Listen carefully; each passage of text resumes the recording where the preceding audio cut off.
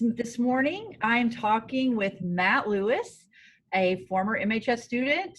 And if you've taken my marketing classes, you have definitely seen some of his commercials from Oh, back in the day. Yes, I still show them. So I'm appreciative that Matt's taking the time out today to talk with us. And I would like to just start out, if you wouldn't mind, to just share a little bit about Matt Lewis in high school. What did you do? What were you involved in? That kind of thing. yeah. So I was really involved with sports. I played football. If you know me, when I was in high school, I was dead set that I was going to be playing in the NFL. So I was not worried about classes or anything like that for the most part, you know. And I met you, and you were such a great teacher at bringing out talents in people that maybe they didn't see or were unconventional. It's like a coach that knows how to bring talent out of players that wouldn't have fit elsewhere. So Thank you. like I was drawn to your classes and you brought out a lot of like my talents I didn't know I had. You made your classes really creative. So I got drawn to business, obviously. Um, so I got involved with FBLA. Obviously, you pulled me in, and just started to develop a lot of skills that have really helped me get to where I am today. Not to say that I'm some, mega tycoon by any means, but I think after college, I was set up well because of some skills I learned in high school with FBLA in your classes and stuff That's like that. So that's good to hear. You are also Southern Area Vice President, right? Am I that's right? right. Yes. Believe it or not, I don't even think I was in FBLA my freshman year. And then I remember coming to you and I was like, I think you might have told me, hey, you should run for something. I'm like, what has the least work? Vice And you President. were like, vice president. So, I got up there at the Southern area, I don't know what they call it, Yeah, Southern Area Conference. That's it. conference, yeah. And just gave a speech that I remember getting on stage. Kelsey went before me for president. She had this long, great speech. This is what I'm going to do. This is, what our future looks like. And I'm like, oh my gosh. I had on a sheet of paper a quote from Vince Lombardi. It worked.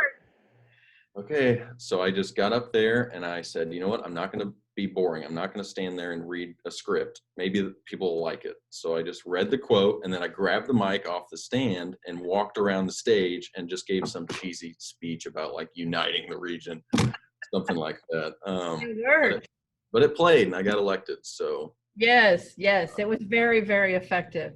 yeah. So and Matt's sense of humor was always on point, still is.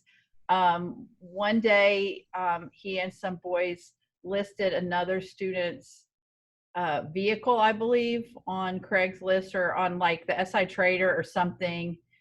And then the kid kept getting text messages during class. Or was it his Xbox? Was it his car or his Xbox? I put a listing on Craigslist that said free Xbox. That's what it was. Text, Yes. text me why you should get it, or text me if you want it. And I put Jarrett Brewer's phone number. So his phone started blowing up. He's like, these people are like begging me for this Xbox. What's going on? So that was a little prank we pulled Yeah. on him. There was always stuff like that going on, which was good. It made the days fun. But from high school on, can you kind of walk us through your career path once you graduated to the point that you are today and the position that you're in today? Yeah, so I had a very unconventional college experience. I went to multiple places. I was called by an advisor academically homeless at one point because I'd just been to so many schools. I didn't know what I wanted to do. I wanted to play football, and that didn't work out. I came back and went to school in Southern Illinois, and was like, I want to go away to school. So I went away, and then I ended up back at SIU, graduating from there, with an accounting degree.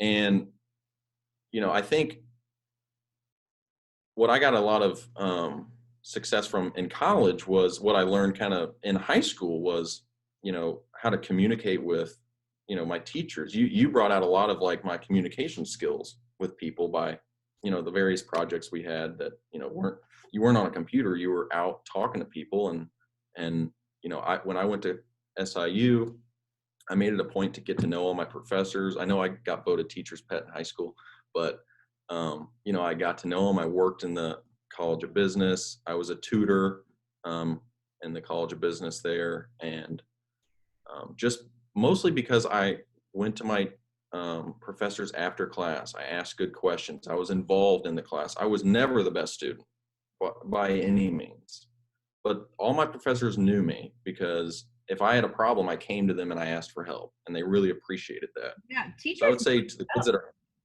yeah, I would say to the kids that are going to college, it's really important that your professors, especially as you get into junior and senior year, know who you are. And you can do that by just going up to their office, getting involved in clubs they might be involved in, and, talking during class. Even if you're wrong, just talk, because I got a really good job out of college because my professors knew me.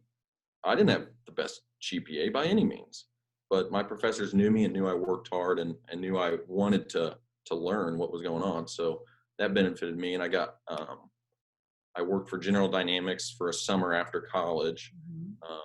an internship there in Marion, and then went off to Deloitte, where I interned also in college, which is a big four accounting slash Yeah. finance firm. And that is when I started, they had a meeting for us all at the headquarters, Deloitte University. And all the kids, they were kids because they were all people starting out of college. All the people there were from really big schools like Northwestern, Mizzou, like nobody from small schools. And they were all like the Kelsey Lobers and Allison McAuliffes of their class, like the presidents, this and that. And I'm like, man, I do not fit in. I was a little intimidated because all these kids are, Harvard, all these just big schools. But I had gotten the job because, I reached out to the people that were hiring. I made it, I made them know who I was.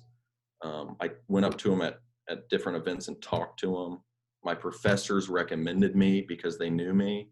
So, you know, I know it's preached a lot to have the best GPA, but, you brought out communication skills in me that have helped me tremendously. And for someone that's not as good at, sitting on a computer and being good at math and that kind of thing. So um, anyway, Communication I went skills on a tangent continue to there. come up as important. Everybody I talk to says you have to be able to network, you have to be able to express yourself, you have to be able to explain to your clients what you're doing. So yeah, you can't go wrong there. And Midwestern work ethic, you cannot beat that.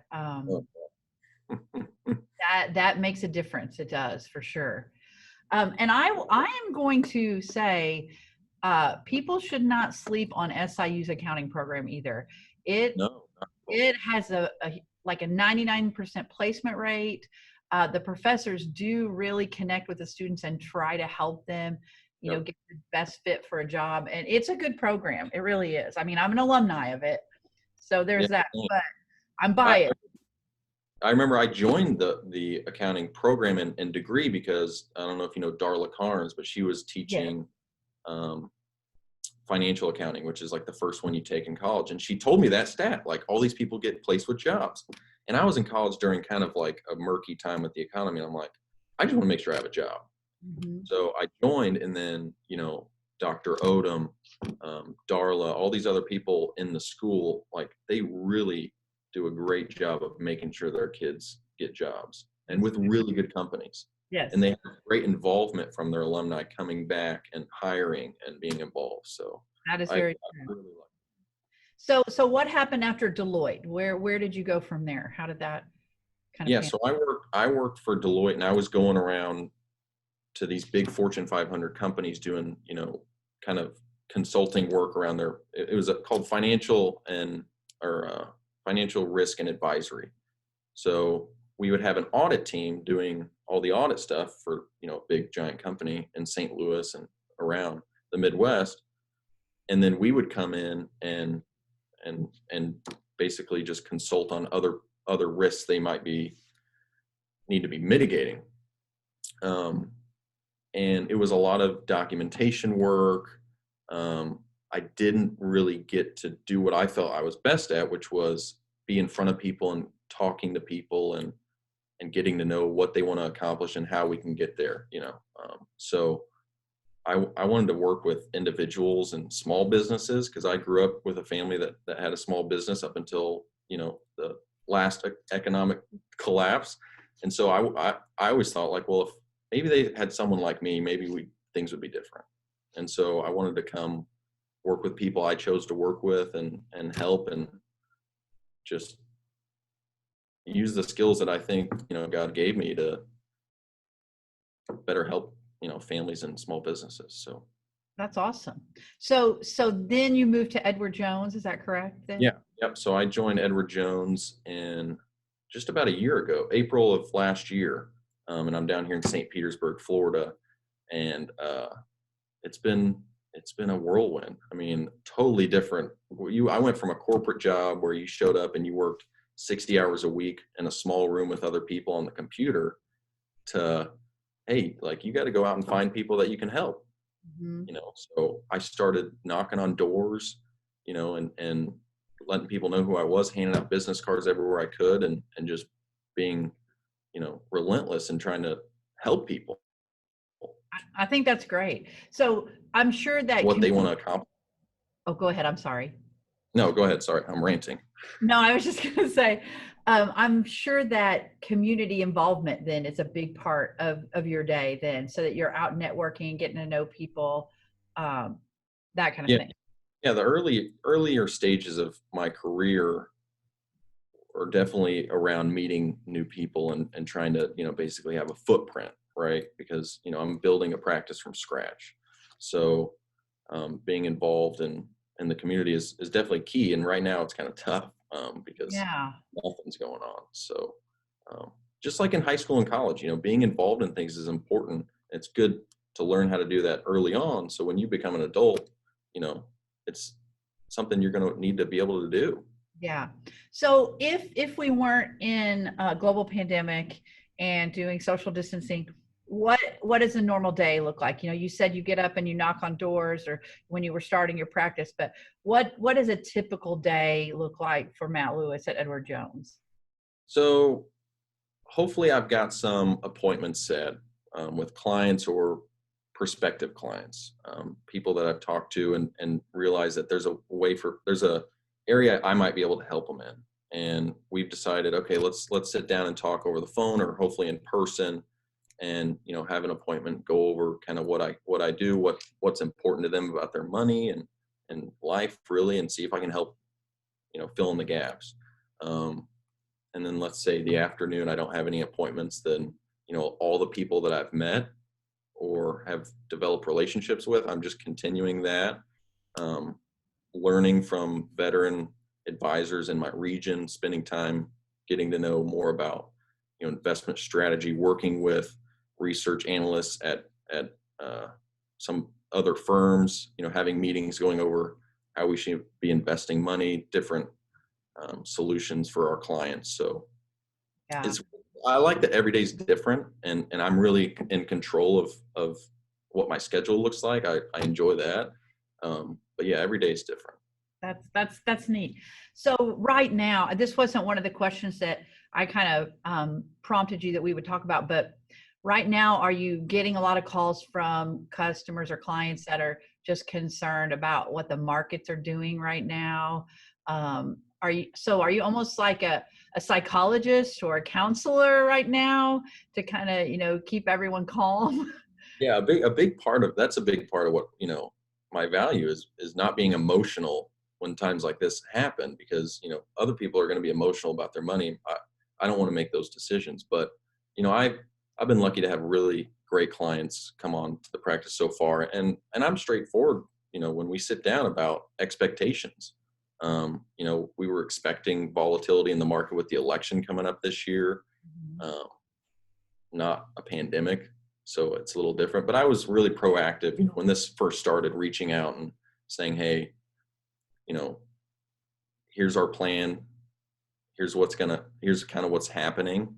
Do you have any concerns? Just talk them through it and make Yeah, sure if we need to make adjustments, we do." that's really good. So, What do you think? You've definitely talked about how important communication is.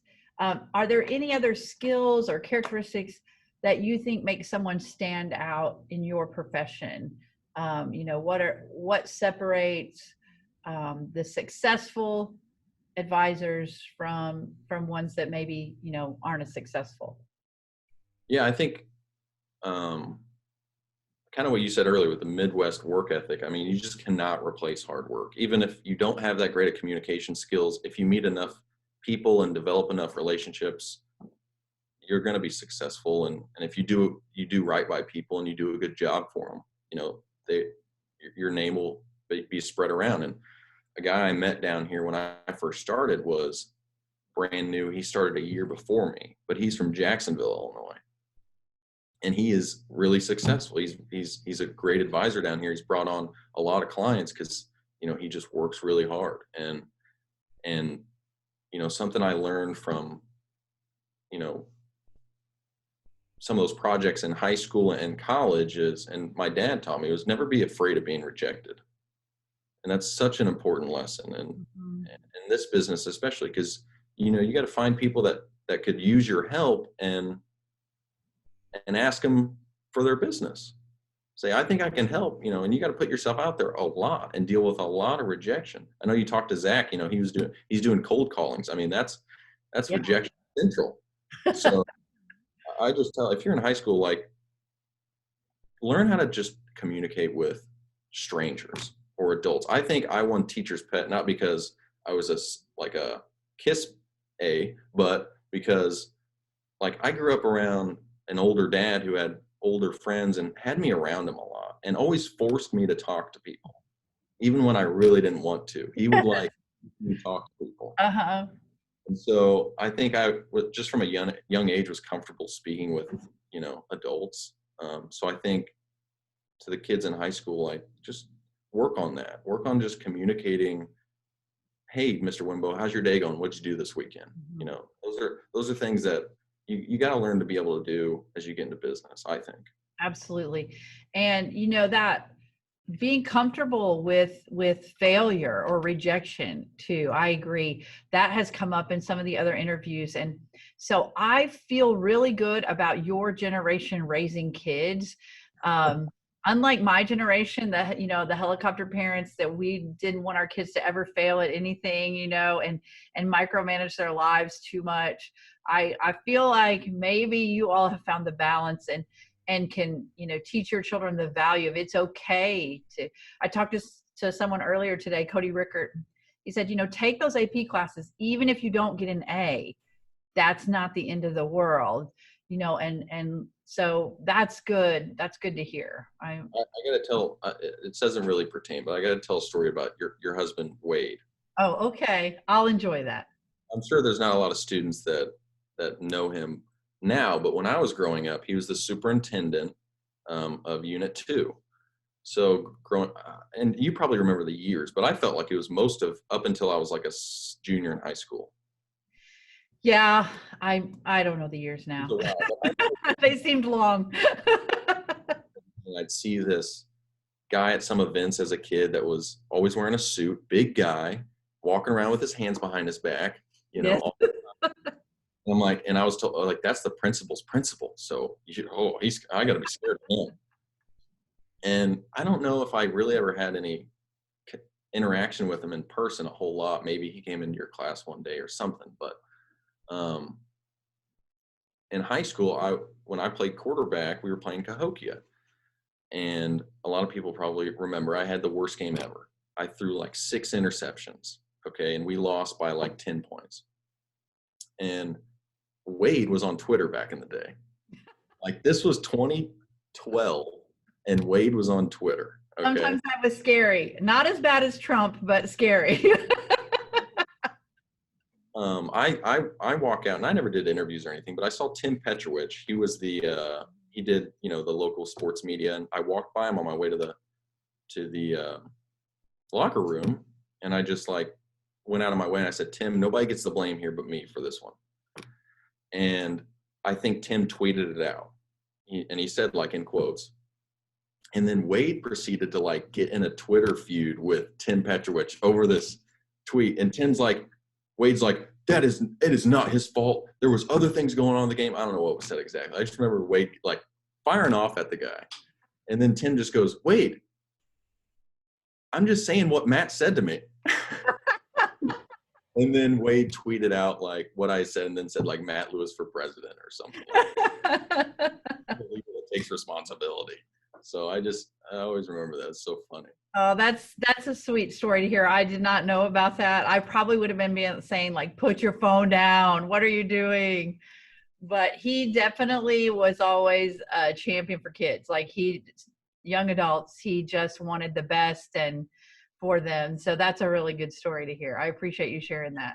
To have someone like you and him, being integral parts of kids growing up in that town and understanding what an education means and what business can be. So, I mean, you guys, when I think back on Southern Illinois families that I miss, I mean, I think of you guys and Tristan. I mean, you guys are just like the quintessential. Oh gosh, that's sweet. That's very sweet. I remember we used to talk, I think about you wanting to marry someone like Paula Dean. Is that right? Is that that was a good cook. We'll have to cut that one out. Yeah, this was before her. Maybe that was Nick. Before her remarks. Was that Nick though? This was before. Oh yes. I think it was. Now it's not Trisha, but who's the pioneer woman? Oh yes, Ray Dunn. Yes, or not Ray Dunn. Ray. I don't know. Yes, pioneer woman. That's what we call her. Yeah, yeah. No, I don't know. That may have been another Lewis brother. I'm not sure now at this point. Well, this has been so good. It's such a good perspective to hear you talk. Our time is winding down. We still have a few minutes. So I was wondering if you wouldn't mind just if there's any like last parting words of advice you want to give to my students if you were here in class talking with them today. Things that juniors and seniors in high school need to hear, as they're thinking about their future.